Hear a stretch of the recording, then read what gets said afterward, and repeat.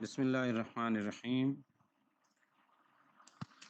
الحمد للہ رب العالمین والصلاة والسلام علی محمد وآلہ الطیبین الطاہرین المعصومین المظلومین اما بعد۔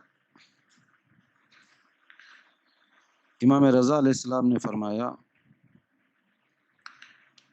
خداوند عالم اس بندے پر رحم کرے جو ہمارے امر اور ہمارے علوم کو زندہ کرے۔ راوی نے پوچھا، آپ کے علوم اور آپ کا امر کیسے زندہ کیا جا سکتا ہے؟ تو آپ نے فرمایا، ہمارے علوم کو سیکھے اور لوگوں کو سکھائے، اور جب ہمارے علوم اور ہمارے امر کی خوبی اور اچھائی لوگ جان جائیں گے تو لوگ خود اس پر عمل کریں گے، اتباع کریں گے۔ اس حدیث کے تحت یہ گروپ علم تفسیر شروع کیا گیا ہے،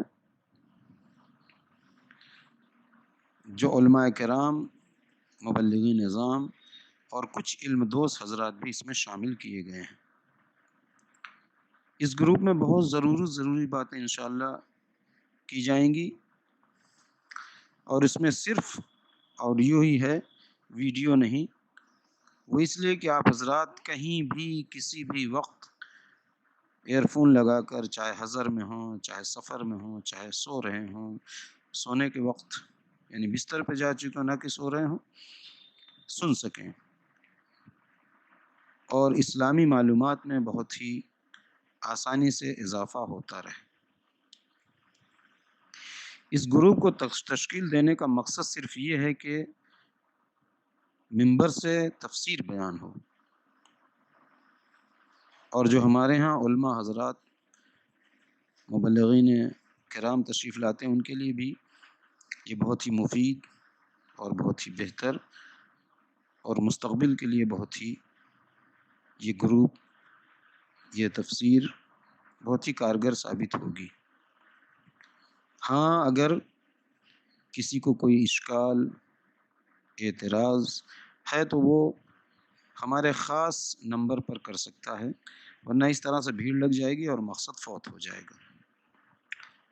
اور آپ تمام حضرات کو معلوم ہی ہے کہ علم تفسیر وہ موضوع ہے جس میں تمام موضوعات پر گفتگو ہوتی ہے، جو بہت ہی انشاءاللہ مستقبل میں بہت ہی مفید ہوگا۔ تفسیر میں سب سے پہلے تفسیر کی تعریف اور تاریخ بیان ہوگی، اس کے بعد سورہ حمد کی تفسیر اور 30ویں پارے کی تفسیر آپ لوگوں کی خدمت میں پیش کی جائے گی۔ اس میں مختلف علماء سے استفادہ کیا جائے گا۔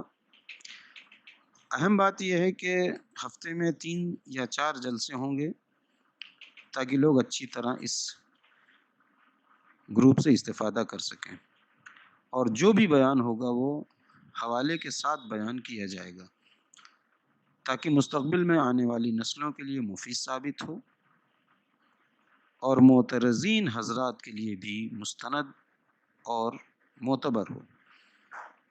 اسی کے ساتھ میں یہ عرض کر دوں، چونکہ شروع میں نے نہیں بتایا کہ جو حدیث بیان کی گئی وہ حدیث کس سے تھی، وہ حدیث امام رضا علیہ السلام سے تھی۔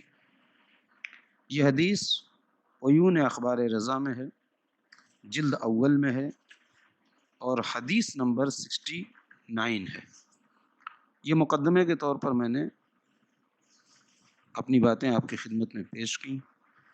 انشاءاللہ اس کے بعد آپ کی خدمت میں تفسیر بیان کی جائے گی۔